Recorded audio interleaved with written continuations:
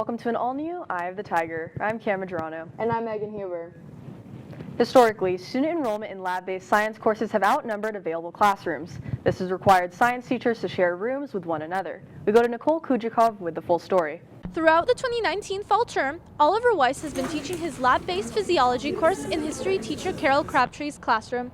However, the class is not traditionally equipped for lab-based work and lacks certain necessary materials. There's always some shuffling from the master schedule from spring to fall. It happens as kids enroll and changes happen.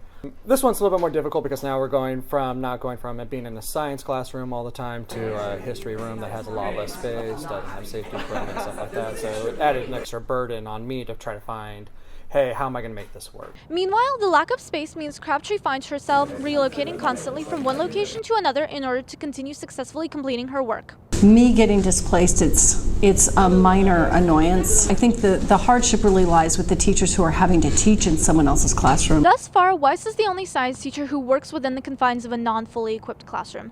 While other science teachers have had to share classrooms with one another, they have had full-time access to all lab equipment. He was put in a situation that is very difficult, that I wouldn't want to do. Having to teach a science class, especially so lab-oriented, in a non-science classroom is almost impossible to do. He's can't possibly do it the way he wants to do it. Thanks, Nicole. Weiss will teach another block of physio next term and has not been informed of a solid plan for the future of his classroom.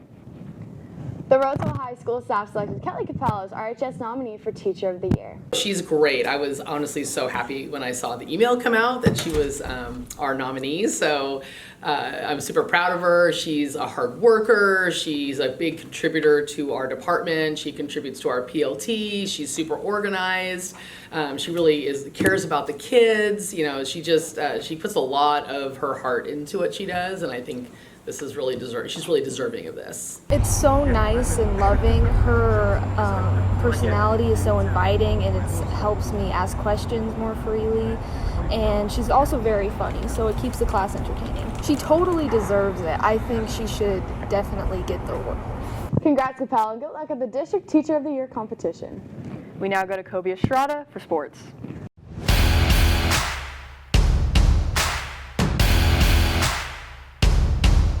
Welcome to this Friday's edition of EOTSN. I'm Kobe Estrada. Over Thanksgiving break, winter sports kicked off. Last year, every winter sport received a playoff berth, and boys basketball player Jalen Solich and girls soccer player Mackenzie Gill were both named league MVPs. Currently, all teams have played their first games, and first-time varsity players have all been debuted. Here are a look at key player additions and losses, as well as a look at team past and current records. Last season, boys basketball finished with a 20-9 overall record as well as a league championship.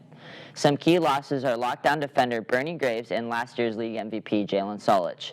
With their losses, they have newcomers Hunter Hatch and Enoch Chigbu. The team currently stands at a 3-2 record after a tough loss last night to Rockland with a score of 64-62. Girls basketball last year finished with a 16-11 record. They lost Optimist game selection Maddie Law but added freshman Lolana Madrid. They're currently sitting at a 2-1 record last night after a win versus Enterprise, 61-45. Wrestling last year lost Eric Duca and got Oakmont transfer Jake Stone. Last year they finished with a 5-1 league record with their only loss coming from Bella Vista. They're currently sitting at a 1-0 record after a win against Wood Creek on Wednesday. Girls soccer finished their season last year with a 12-3-3 record and lost St. Mary's soccer commit Kylie Grano as well as last year's league MVP Mackenzie Gill. Taylor Davis, who is committed to play soccer at Cal State University Monterey, and sophomore Ellen Schultz are playing their first games as varsity players. They have only played one game as they set as an 0-1 record. The final winter sport is boys soccer. Last year they finished with a 14-6 record and are currently sitting at an 0-1 record. They lost SDSU soccer commit Austin Wenner and have freshman newcomer Pedro Salinas. In other sports news, varsity boys basketball have a game tonight in their third game at the Rockland tournament. JV has their second game tonight of the Woodland tournament. And that's all on your home for Roseville High School sports, top plays, breakdowns, and more. I, the Tiger Sports Network, EOTSN. And now we go over to entertainment. Thanks, Kobe. Last night was quite the night for Roseville students in the arts. Last night, the art show was on display in the Patti Baker Theater, Admin Hallway, and the Gale Theater. Their projects were based on questions pertaining to topics like the environment and phobias. Students in advanced guitar performed last night in the Patti Baker Theater. Although this wasn't the first performance for many of them, it was first-year teacher Michael Austin's first time putting a show like this together. 5 bands performed. Lay down your arms and surrender to me. Lay down your arms and you can see it too. We go now, and you know that.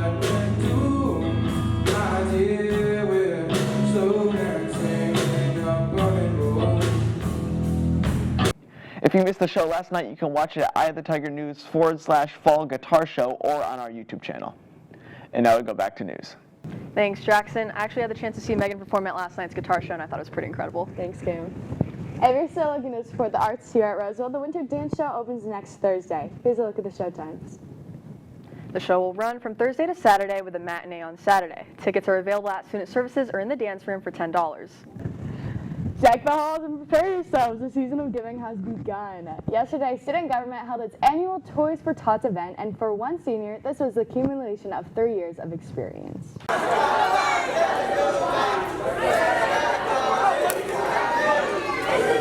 As a veteran Toys for Tots participant, senior Mallory Magorka used her final year of involvement to bring new ideas to the event.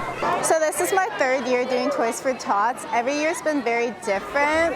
I think this is going to be one of my favorite years because we actually brought in new ideas and we're trying to do new things this year. And the last few years it's been the same old things. But I just thought it'd be cool if we could change it up and spice up the event. Taught Magorka some valuable lessons.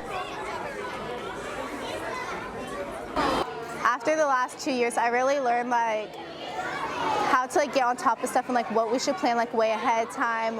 You can start planning to get everything weeks before. You can communicate to dance because we're having a dance program come, and you can communicate to culinary and get the cookies. So you can communicate everything way early on, and they don't really need to wait as long.